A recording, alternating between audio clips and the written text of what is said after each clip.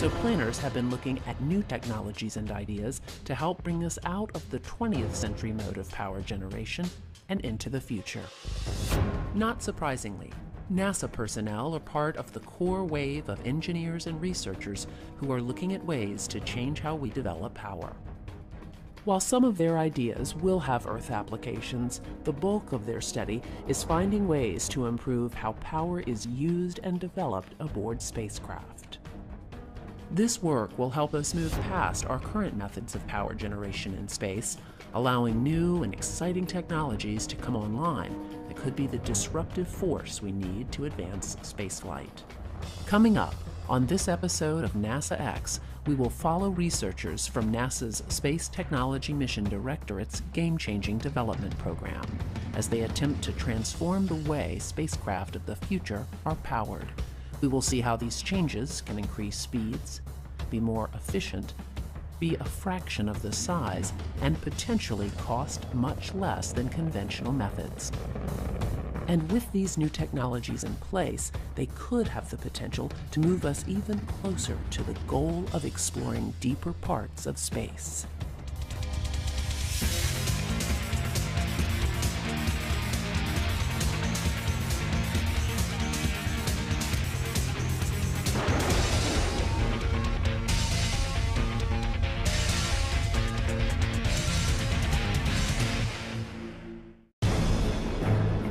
Since the beginning of spaceflight through today, there have been huge improvements in the technologies surrounding vehicles that travel in space.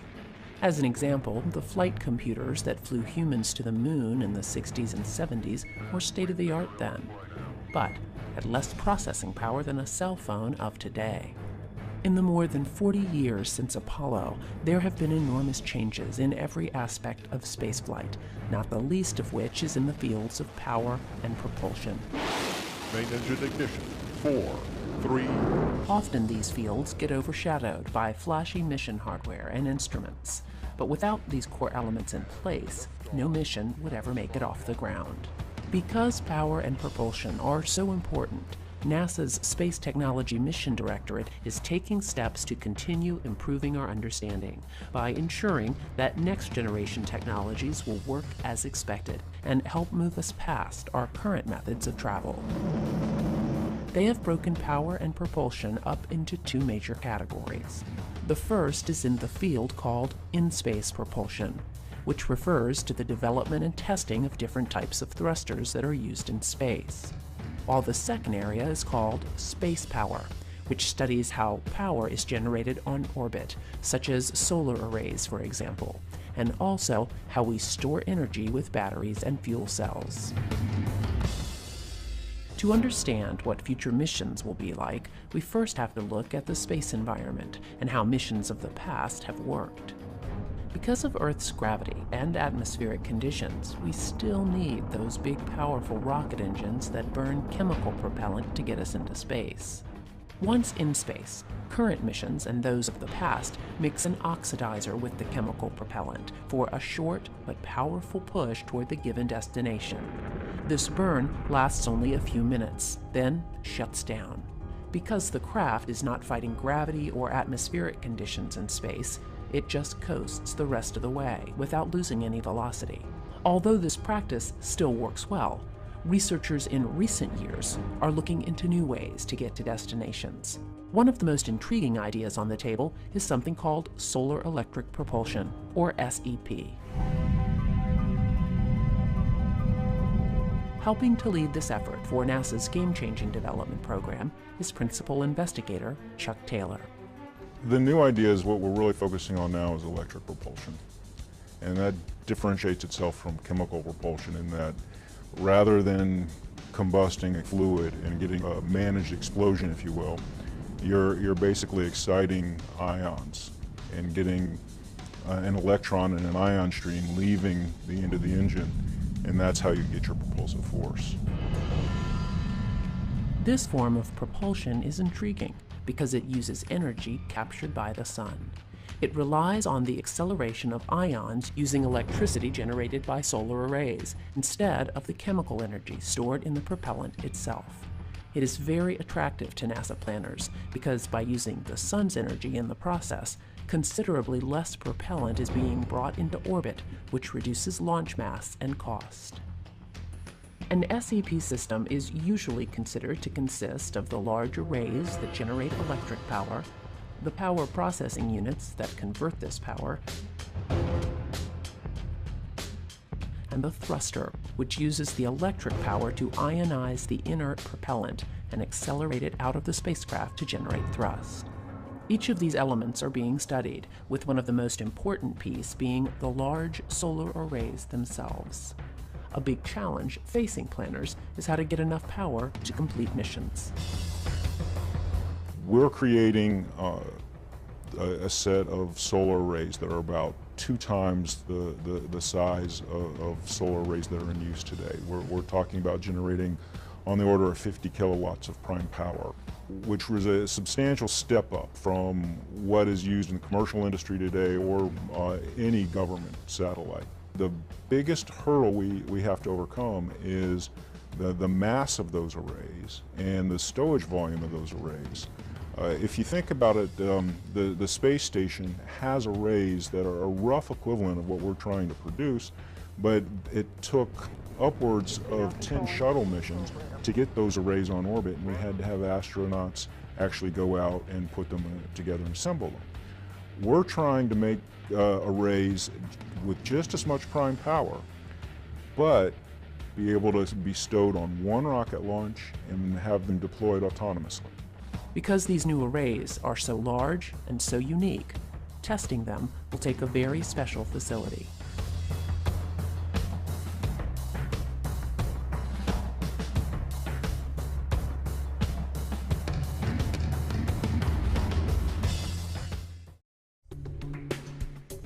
Just outside of Sandusky, Ohio, is one of the most important testing chambers in the world.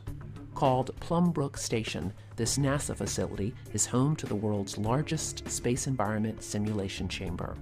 At just over 100 feet wide and 122 feet tall, it is possible for researchers to perform full-scale tests of spaceflight systems in a vacuum and temperature environment ranging from low Earth orbit to deep space and planetary surface conditions. You may have seen this facility before if you saw the first Avengers film.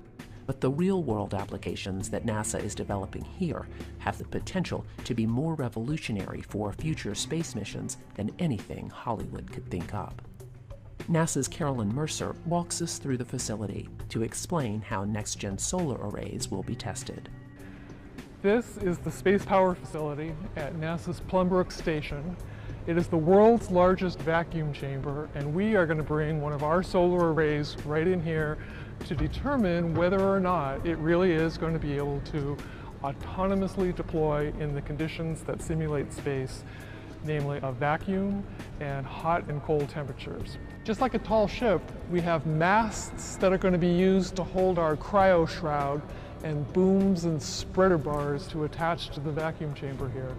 The cryo shroud itself is called that because it is going to be cryogenically cooled to get us to minus 60 degrees Celsius and then warmed up to plus 60 degrees Celsius. This cryo shroud is big. It's 40 feet in diameter, 40 feet high, but it's big enough to hold our about 30-foot diameter solar array wings. As Carolyn mentioned, NASA will be testing these new 30-foot solar arrays in this facility. Of course, solar arrays in space are not new, having been used for decades to power spacecraft. But if we are to move past low Earth orbit and into deeper space, new technologies like improved solar arrays will need to come online. Solar arrays are flying right now. Commercial satellites are flying solar arrays. And the International Space Station flies solar arrays as well. For comparison, the new arrays that we're building right now are going to be about 20 kilowatts of power. They'll provide about 20 kilowatts of electrical power. And they're about 100 meters squared in size. So for comparison, for a single solar array wing on the space station, you'll get about half again as much power, so about 30 kilowatts, but it's 3 times bigger, much larger area. And for a commercial satellite using solar arrays, the state-of-the-art is about half the power, about 10 kilowatts. But the important thing is that the state-of-the-art uses rigid panel construction, we call it. So the solar cells themselves are fixed onto like a honeycomb structure. We're not doing that anymore. We have this really novel, flexible blanket technology, so that combined with high-efficiency cells and lightweight structures, we can get very large arrays. So for instance, we're building about 20 kilowatt sized wings right now. You put 2 of them on a spacecraft, you get about 40 or 50 kilowatts of power. That will enable you to do exciting missions like the asteroid redirect mission. The very same design can be scaled up to, let's say, 250 or 300 kilowatts, and that would allow us to send people out to an asteroid. And then the same technology can be scaled up yet again to maybe 800 kilowatts, and we can send people to Mars. So I'm really excited about this technology because it is the stepping stone for how we're going to explore space differently. And this matters a lot because solar electric propulsion, for which these wings we're developing, it's a much more economical way to explore deep space with people. The solar arrays address the solar and electric part of SEP. But what about the propulsion? Here at NASA Glenn, researchers are working on new thrusters that will work in concert with the arrays to power these new devices. Thrusters like these use the electricity captured by the arrays to ionize the fuel, which in this case is xenon, to produce the thrust that pushes the craft forward. Although this technology has been around for decades, the more than 200 satellites already using them only have very small thrusters. NASA needs much larger devices to move us further into space, so there is a big push to build these devices. Here we have a 12 kilowatt Hall thruster. Hall thruster technology is also being invested in by Game Changing to provide high fuel efficiency, higher power, higher thrust capabilities for in-space propulsion. So this is about the same size as the thruster that's being developed within the Space Technology Mission Directorate, a little bit larger in size. The improvements that we're trying to make by studying these devices is increasing lifetime, an order of magnitude, increasing power, and increasing the exhaust velocity of the ions. That exhaust velocity is a higher specific impulse, and it provides better fuel economy essentially. And what we're trying to do here under the Game Changing is really push on 3 critical areas. The power level, so 2 or 3 times the current state-of-the-art power level. Higher exhaust velocity, 50% higher exhaust velocity results in higher fuel efficiency, and 3 or 4x the operational lifetime. So geostationary ComSats, they have lifetimes for the spacecraft on the order of 10 to 15 years, and that results in a 10,000 hour or so lifetime requirement for station keeping for the thruster. What we're talking about is a thruster that can last 40 or 50,000 hours of operation, so multiple years of operation. But the thrust is tiny on these types of craft, about the equivalent of the weight of a coin resting on a table.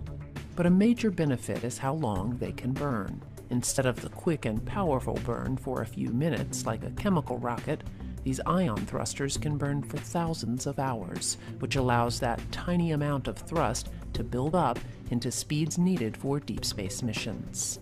But solar electric propulsion can also be used closer to Earth as well. Researchers believe that solar electric propulsion can be used as a type of space tug that can take satellites launched at low altitudes and bring them to higher altitudes, potentially saving millions of dollars in propellant costs. Many believe that solar electric propulsion may also be a viable way to service satellites and remove dead satellites as well. Satellites are a big industry right now, and when they decay and they are no longer of service, it's you can't just call someone up and have them go out there and service. It's a big deal. Send something into space to fix one, but if you fix it, it can generate a lot of revenue to the companies. So solar electric propulsion is one mechanism we can use to get there and potentially service. So that's another mission concept. But it also can get rid of the broken down satellites that are cluttering up our orbits, what we call our space debris problem. So there are a multitude of commercial applications in and around Earth for solar electric propulsion. propulsion. As SEP technology gets larger and larger, researchers also see a need for thrusters to get even smaller. With that thought, NASA researchers have been working on thrusters generically called microthrusters that can make small but precise maneuvers. We're working with microelectric spray thrusters. Those are basically the size of a sugar cube. And rather than working, trying to push very large spacecraft, asteroids around, we're talking about trying to do a couple things. Provide main propulsion for CubeSats, very small satellites that are now going into use for university research. Other government agencies are using them for various purposes. And to date, they've been launched without propulsion. So we're creating thrusters that actually use very little power and can be used to both provide prime power for those spacecraft, but also attitude control so that you can reposition and point the satellite the way you want to when you have a sensor looking at Earth. These sensors are also so precise they can be used to point telescopes like the Hubble or the James Webb in the future. And by using these types of thrusters instead of our normal way of positioning these systems, we're hoping to greatly reduce the mass of those satellites. Our hope is that in the end, these systems are very, very scalable. I always use the analogy of the plasma screen TV. Rather than having one sugar cube with a very minute amount of thrust in it, I can string an entire flat panel together with many, many sugar cubes and reach a thrust potential close to the types of systems we're building for that asteroid retrieval mission. Now that's many years in the future, but that's what we're hoping we can get out of that technology because of the efficiency in the basic design.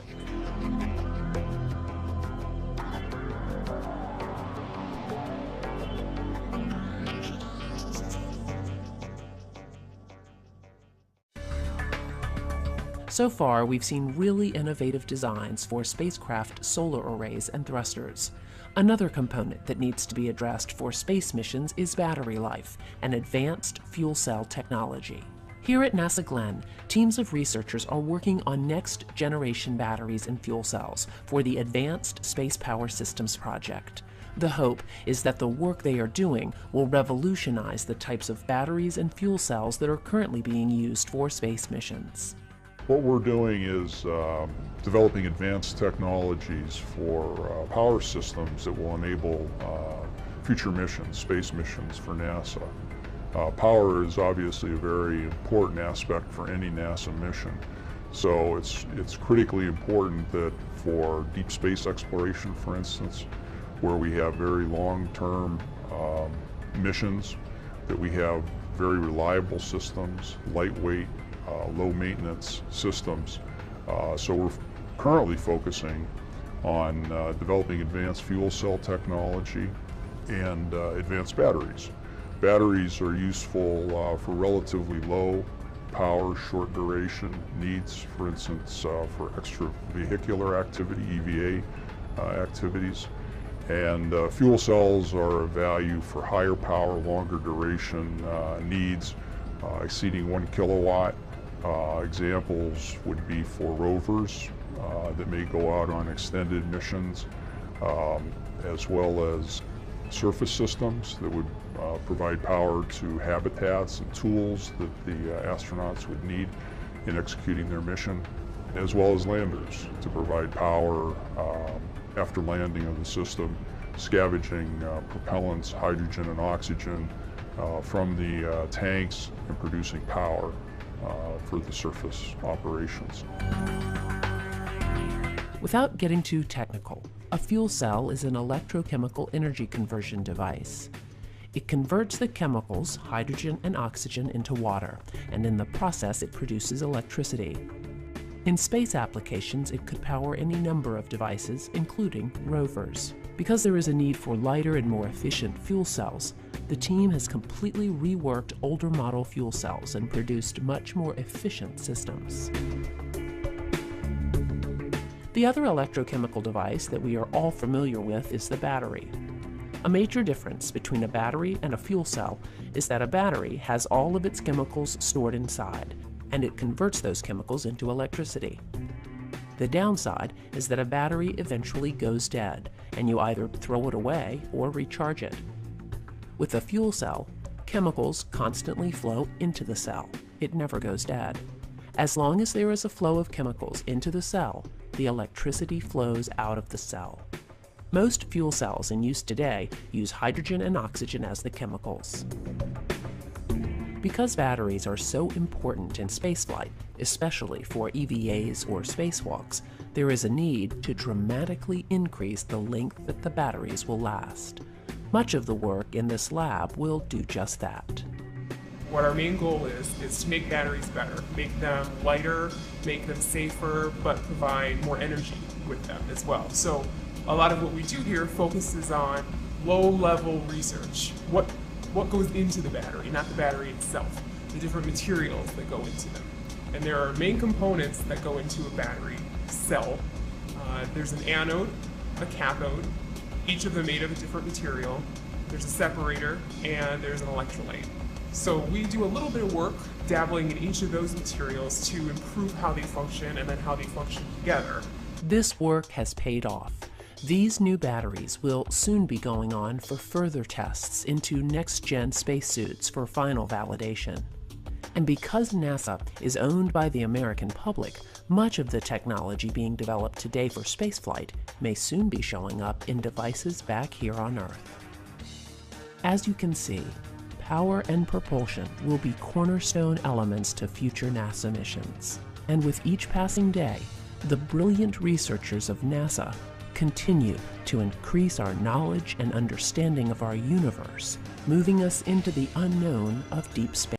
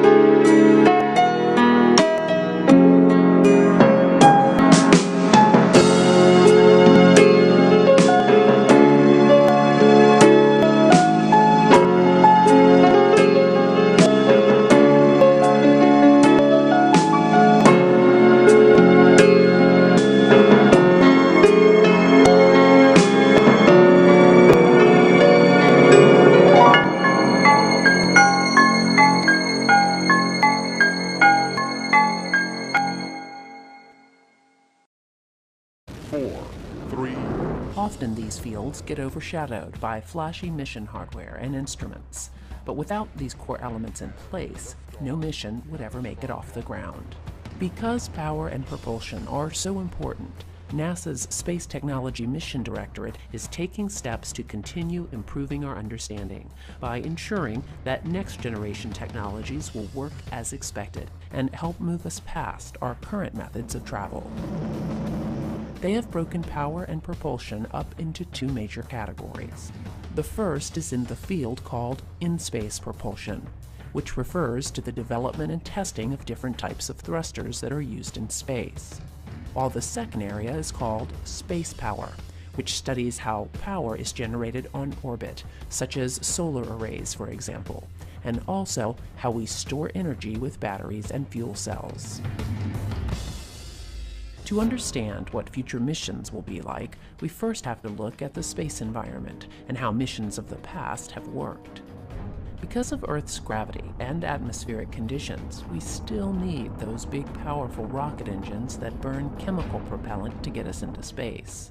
Once in space, current missions and those of the past mix an oxidizer with the chemical propellant for a short but powerful push toward the given destination. This burn lasts only. So planners have been looking at new technologies and ideas to help bring us out of the 20th century mode of power generation and into the future. Not surprisingly, NASA personnel are part of the core wave of engineers and researchers who are looking at ways to change how we develop power. While some of their ideas will have Earth applications, the bulk of their study is finding ways to improve how power is used and developed aboard spacecraft. This work will help us move past our current methods of power generation in space, allowing new and exciting technologies to come online that could be the disruptive force we need to advance spaceflight. Coming up,